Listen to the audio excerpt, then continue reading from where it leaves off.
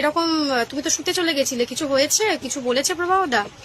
কিন্তু দিদি দিদি আমাকে যেগুলো বলতো যে জানিস তো এরকম গিয়ে শুয়েছি, এবার ঘুমের ঘরে পাশে যদি একটা মানুষ শুয়ে থাকে, সেটা যদি হাজবেন্ড হয়, কোনো মতে তো একটু হাত এরকম ভাবে তার গায়ে একটু হাত লাগতে পারে, বা যাই হোক একটু হাত লাগতে পারে, পা লাগতে পারে, বা একটু হতেই পারে। তো সেইখানে দিদি হয়তো ঘুমাতে ঘুমাতে হয়তো প্রভাবদার গায়ে বা যাই হোক হাজবেন্ডের গায়ে হাত লাগতো বা একটু হাত পড়ে যেত।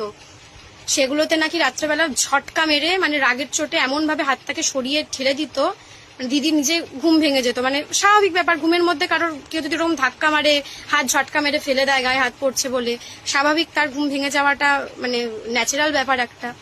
তো সেখানে তার হাজবেন্ড হয়, সে যদি ওরকম বিহেভিয়ার করে, মানে যে ঘেন্না লাগছে তার হাত পড়ছে বলে বা কিছুর জন্য, তো স্বাভাবিক তার খারাপ লাগবে।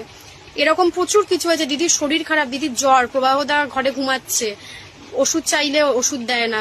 আমরা বা যাই হোক যখন কোনো স্টুডেন্ট থাকতো বা আমি যখন গেছি, আমি নিজে দেখেছি যে ওষুধ দিচ্ছে না, দিদি জ্বরে কাতরাচ্ছে, একটাবার উঠে আসেনি, যে কি পরের দিন নাকি ডিউটি রয়েছে তাই ঘুমাতে হবে।